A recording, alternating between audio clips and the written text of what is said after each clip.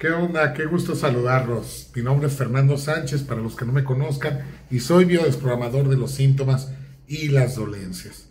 Para los que no sepan qué es ser biodesprogramador o qué es la biodesprogramación, pues es esta parte de encontrar una emoción oculta relacionada con un síntoma. Sabemos que el cerebro maneja todos los órganos, es el único que puede alterar el funcionamiento de un órgano, por lo tanto, tendría que ser alterado siempre primero el cerebro y después el órgano. Si no, no habría síntoma, no habría enfermedad. Y estos descubrimientos están basados más bien, esta dinámica o esta terapia está basada totalmente en los descubrimientos del doctor alemán Rick Hammer. Bien, me comentan aquí Lilian Castro, ¿cómo estás? Que primero gracias por comentar en los comentarios de YouTube del último video que subí. Hablamos sobre las parejas con diferencia de edad, etcétera. Y ella me hace una pregunta que si bien no tiene relación con el video, pero está muy interesante. De hecho, ya tengo un video por ahí que he subido sobre la esquizofrenia. Me dice: Fer, ¿podrías hablar de la esquizofrenia? Mi hijo la padece y también fobia social. Es muy inteligente, pero no pudo realizarse, bla, bla. Mucha medicación, muchos psiquiatras y nada, va en picada. Por supuesto, bien tristes a los 45 años, ok. Entiendo que está joven.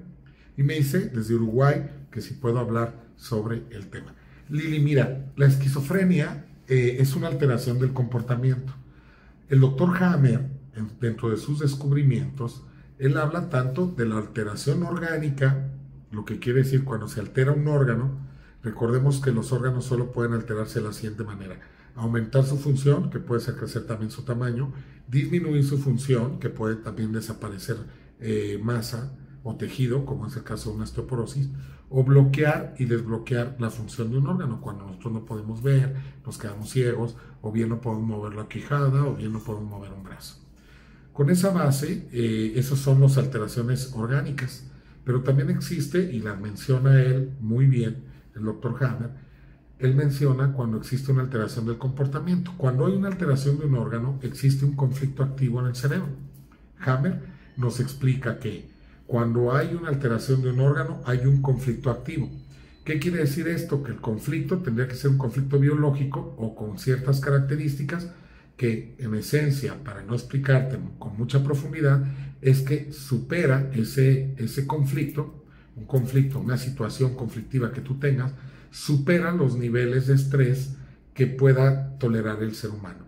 Y si supera esos niveles de estrés y no se le encuentra una solución en ese momento y causa un gran impacto, en el cerebro, y está comprobado esto que estoy diciendo, se genera un cortocircuito en un relé cerebral. El relé, que lo he explicado en otros videos, es el área del cerebro donde de alguna manera se controla el X órgano.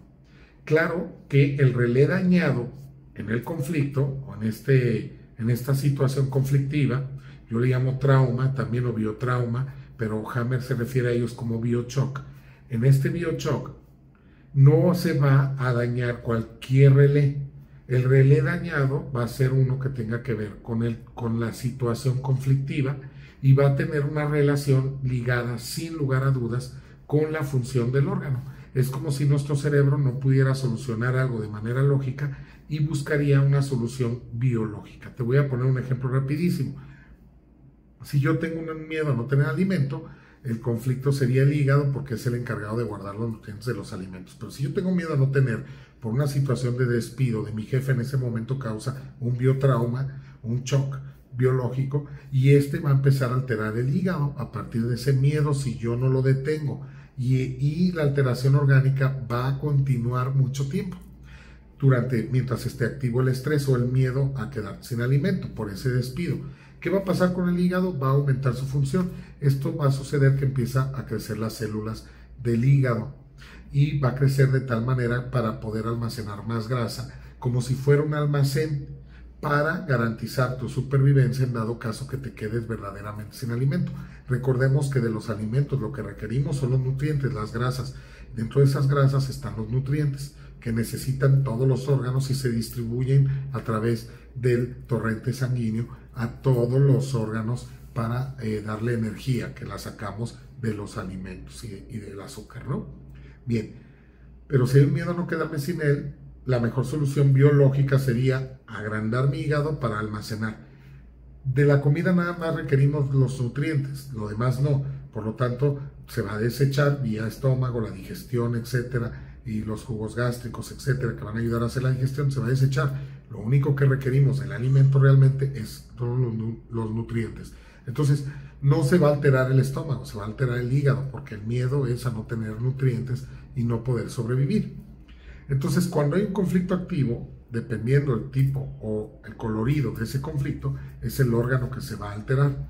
Pero, ¿qué pasa cuando se altera no un órgano, sino el comportamiento del ser humano? Y hay muchos síntomas o conflictos donde se ve alterado el comportamiento del ser humano. Te menciono algunos: puede ser esquizofrenia, crisis de ausencia, epilepsia, puede ser ataques de pánico, asma, inclusive la propia diabetes puede ser provocada por un conflicto doble. ¿Por qué voy a hablar de conflicto doble? Porque Hammer demuestra que cuando hay un conflicto activo se altera un órgano, si es que este supera los niveles de estrés. Pero ¿qué pasa cuando se tienen dos conflictos? En su mayoría de las veces, porque no siempre aplica, puede estar unos en epicrisis, otros activos. Epicrisis es como un recuerdo a la fase de estrés y quizá no esté activo permanente el estrés me refiero. Pero bueno, en general, para no revolverte con la explicación, vamos a decirlo así: cuando hay dos conflictos o traumas o preocupaciones, estrés, miedos, etcétera, activos al mismo tiempo, afectados en la misma capa cerebral, que eso también tiene una explicación un poco larga, pero voy a tratar de resumírtelo rápidamente.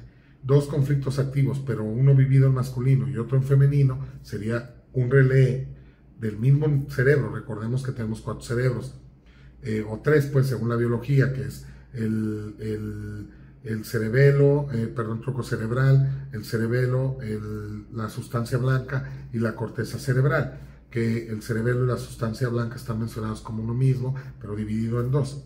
Entonces, cuando está el conflicto, daña un relé del mismo cerebro, vamos a suponer que el tronco cerebral que maneja todos los órganos vitales, o de ahí nacen todos los órganos vitales, y yo tengo un conflicto por miedo a la supervivencia, se tendría que afectar el relé del tronco cerebral o relés del tronco cerebral, porque está en riesgo mi supervivencia. Pero ¿qué pasa si por un lado tengo miedo a algo, pero por otro lado lo necesito? Entonces estaría generando dos conflictos activos. Uno, el relé derecho, que sería o el izquierdo, del querer alejar, y el derecho, del querer atrapar.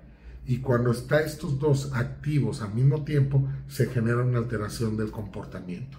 En el caso de la esquizofrenia, se pueden manifestar, escuchar voces, sentir miedo, o como miedo a la persecución, etc. ¿Qué es lo que está pasando aquí? Primero hay que buscar, que hay siempre un desencadenante. ¿Qué pasó si tu hermano estaba bien? ¿Qué fue lo que sucedió antes de que él empezara con esta esquizofrenia?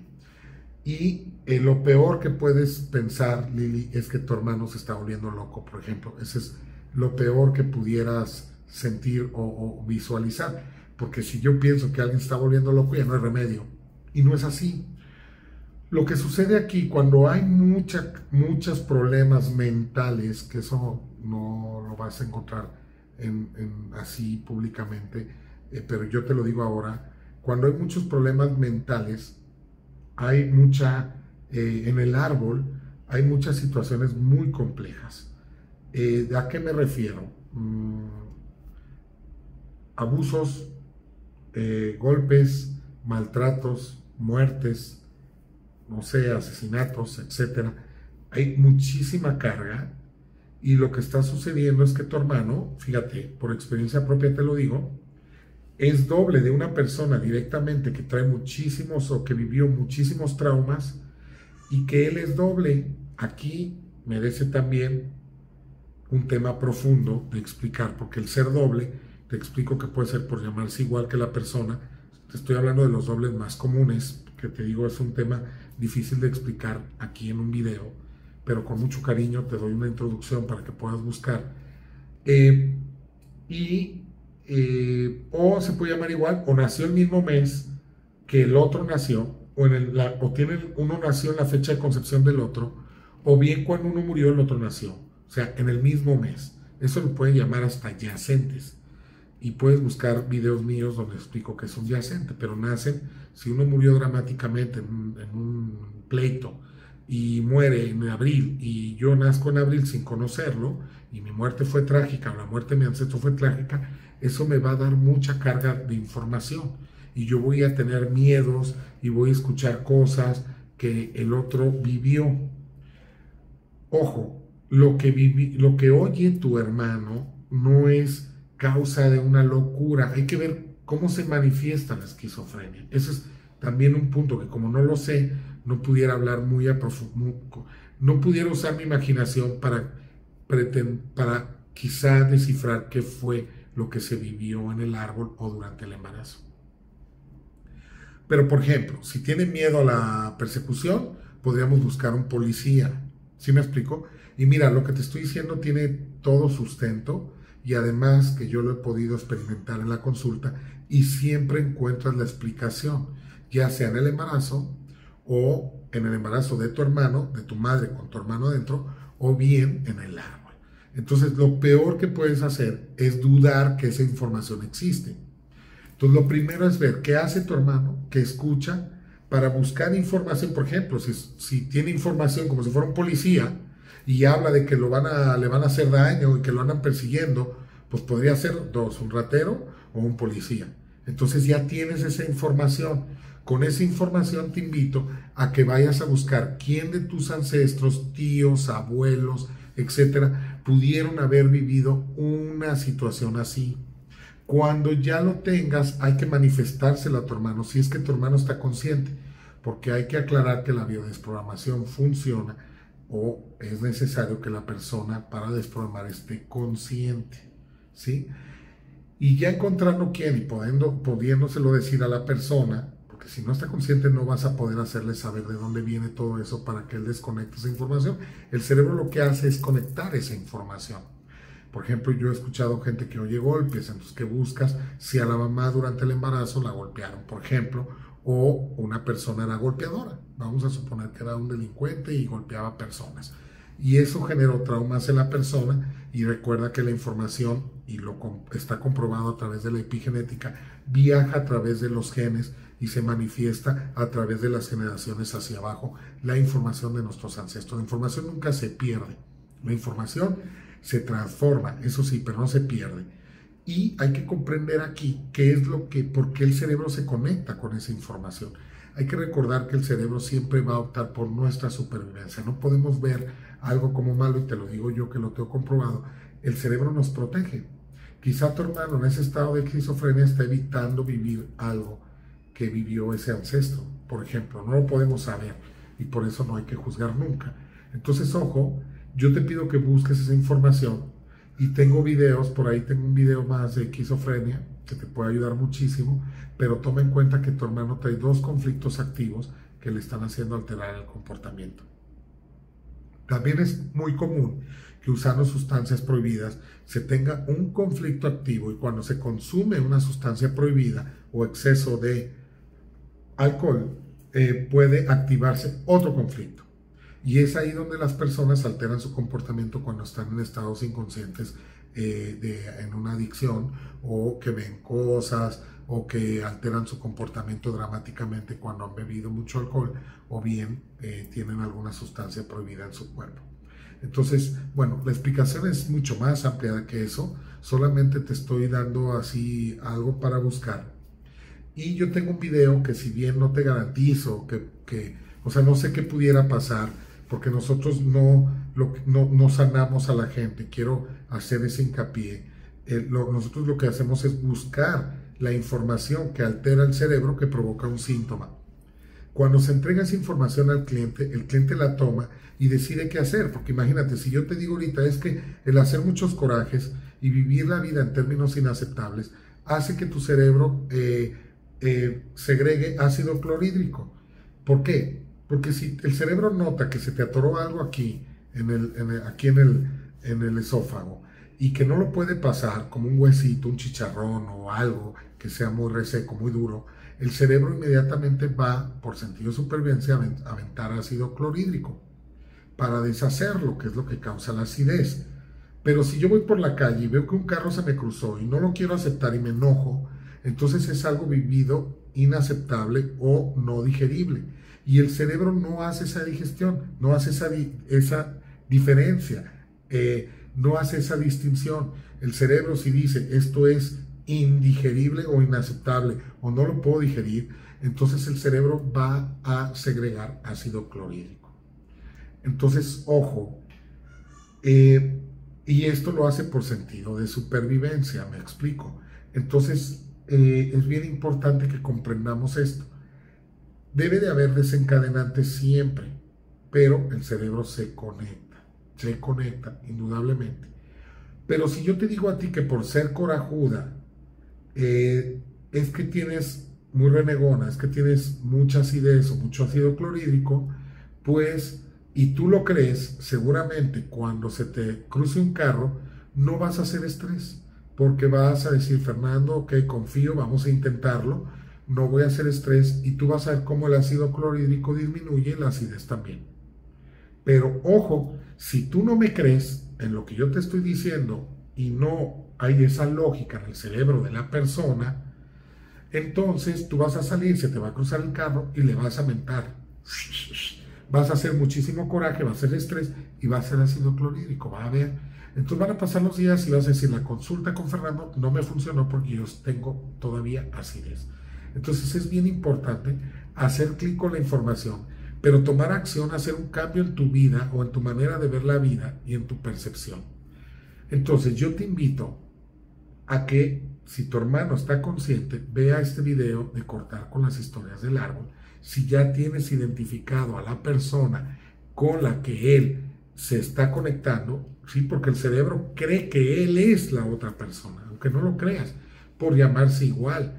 Tú no sabes la cantidad de cosas que yo he repetido de un tío que se llama igual que yo, cómo me gustan muchas cosas que le gustaban, y soy doble por concepción de mi padre y todas las cosas que he repetido de mi padre. Entonces, lo más importante aquí, Lilian, es, a mí me gustaría que tu hermano, una cosa que me gustaría, otra cosa que se logre, pudiera ver este video de cortar con las historias del árbol y pudiera hacer esta meditación para que el cerebro, lo que hacemos aquí, te digo, pero no depende de mí, necesita tu hermano querer, creer y estar consciente. Si tu hermano hace este video y hace sentir a su cerebro que él no es esta persona, y el cerebro dice, ah, caray, ya comprendí que esta historia no es mía, y logramos que el cerebro se desconecte en esa parte, entonces tu hermano podría empezar a recobrar su propia vida, porque lo que está haciendo aquí el cerebro es conectarse con la vida de otra persona.